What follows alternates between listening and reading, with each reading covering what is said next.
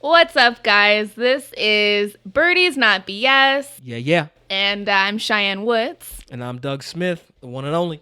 Today, we are tackling the question of, is golf racist, Doug? Is what? What'd you say? Is the sport of golf racist? Wow, that's where we're going. Golf is not that hard. Well, it doesn't have to be. That's why we cut through all the highbrow golf BS to give you what you really need to know to enjoy the golfing experience. I'm Doug Smith. And I'm Cheyenne Woods. And together we have over 50 years experience playing the game of golf at every level. Every week we'll break down a new topic in 10 minutes or less, answering some of the most popular questions in golf today. You're welcome. So, is golf racist? Where do we begin? I know, but let's break this down a little bit because I feel like the game itself, no question, golf as a game is not racist. I mean, I get you're hitting a white ball. That in itself proves it's not racist. Got sticks. No, I'm kidding. But is golf racist? No, I think where golf struggles is golf has had a long past, and golf can't avoid this past. Let's be honest. I mean, golf had a clause in their bylaws that this was a Caucasian-only sport. Various country clubs throughout the country. I won't name any, so don't start trembling courses. Some courses were very, very closed off to the even concept of minorities being anywhere but the kitchen or on the ground staff. Even in our lifetime, they've had that. I've integrated 2 golf courses, and I'm 34. Wow. I think there's been some very, very tough folks that had a very, very strong stance on the issue of minorities and in the advancement of minorities. We also have to remember, too, that golf is a microcosm of society. 100%. I mean, what we see in the U.S. is what you're going to see in golf. And golf has kind of had a bit of a slow start. They're maybe a step behind the U.S. and in terms of race relations than what we see on tours or on the golf course. It's not as diverse as we see in everyday life. And I think that's why sometimes it gets the stereotype of what we're doing. I'm mixed. My mom is white, my dad is black, and I grew up playing golf around most white people. And even today, play on the LPGA Tour, it's majority Asian, European, and white Caucasian Americans. So we are seeing improvement in the game and, a lot of more diversity, but there is definitely room to grow. Absolutely. So, efforts taken by the PGA of America, PGA Tour, World Golf Foundation, all these other organizations, they've done a great job. PGA Reach is an initiative that's come out recently, but, my own personal experience, have I been a victim of racism on the golf course or at a golf course? Absolutely. I was playing an event back home, and I went to use the restroom, and the attendant of the locker room, the members only locker room, I closed the door to do my pre-game, situation before my round.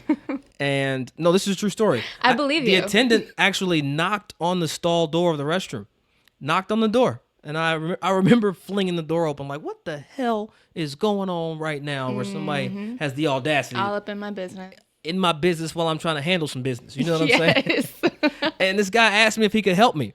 And after a couple of interesting looks I gave the guy, I let him know, like, unless you're going to, do something for me in this situation, there's no way you can help me right now. And I shut the door. But that just went to show me, like, there are still certain hurdles that I had to jump over as it relates to race relations within this game of golf. And for me, I think it even made me love golf that much more. I felt like I could carry the banner for we the black people. Yeah, here I come. 100%. I totally get that. I was excited about that opportunity. Now, being out on tour and traveling the country, do you see racism in golf outside of the United States? Outside of the U.S., I actually think they're more welcoming. And again, as a mixed race girl, I blend in a lot of places that we go. Brown skin and, a lot of places outside the U.S. are brown people. So I think the biggest thing that I've experienced is the quote of, you don't look like a golfer. Oh, wow. And so for me, I'm like, what does a golfer look like? And I think it's that stereotypical image of country club, polo, sweater. Yeah. So it's frustrating because, we want to break the mold of what golf is, because golf is for everybody. And let me say this, though, along the same veins of what Cheyenne just said. Golf is not racist. People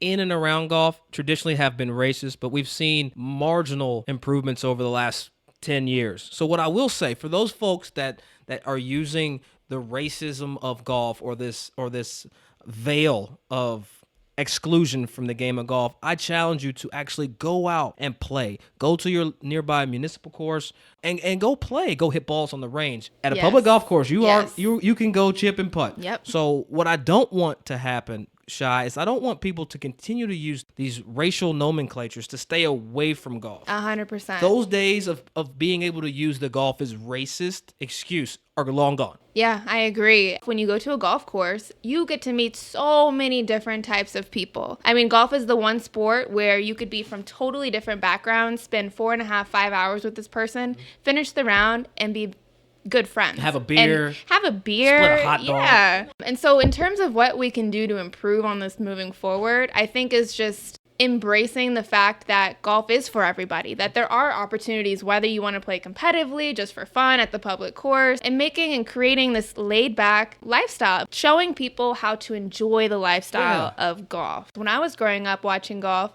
I didn't see anybody on tour that really looked like me.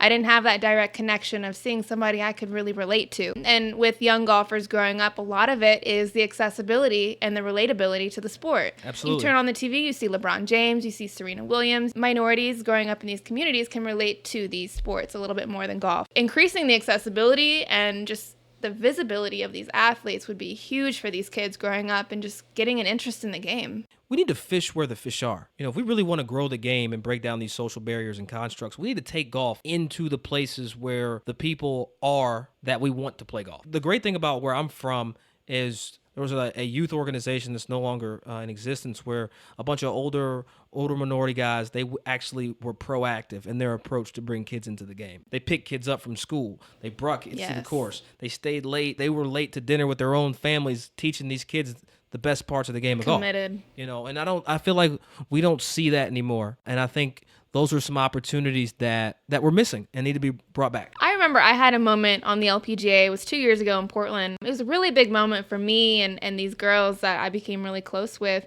Ginger Howard, Zadina Parks, Mariah Stackhouse, 4 black girls on the LPGA Tour playing in the same week, most ever in history. And so I posted something real proud. You know, I'm always down for representing golf and growing it. And I posted about this being the most black girls in 1 week. So I kept getting comments about, why is it always got to be a race thing? No. Why is it always got to be black and white? And at the end of the day, golf has been that. And golf lacks diversity. So when we have these special moments, they need to be celebrated because it is history being made. It needs to be highlighted. It needs to be shown on a large platform. And I think sometimes that's our job as professional golfers to do that. I think it's so interesting too that in golf media today, it's such a hot topic of diversity and inclusion in golf. But when we have these events and these experiences, these milestones, nobody celebrates it. No. So you want to keep asking these questions, but when they happen, where are you at? You know, that's a great question. I think we're going to have to do a follow-up episode to this one just to answer that.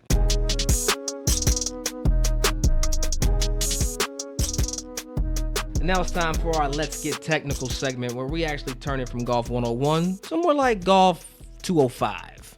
So for this week, Cheyenne, we're going to talk a little bit about putting with the pin in or putting with the pin out. Okay. Let's first break it down. Bryson DeChambeau was really the first kind of voice out on the PGA Tour with should we leave the pin in or should we leave the pin out?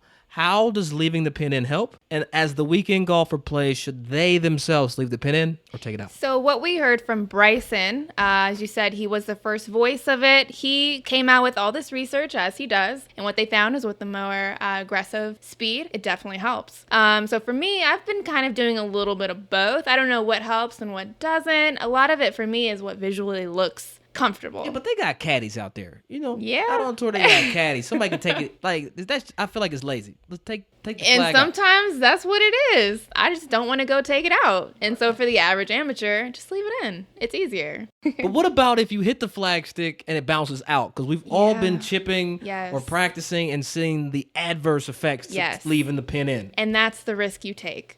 I'm gonna tell you something. You see me on the putting green. That pin's coming out, keeping it old school, all the way gangster. All right.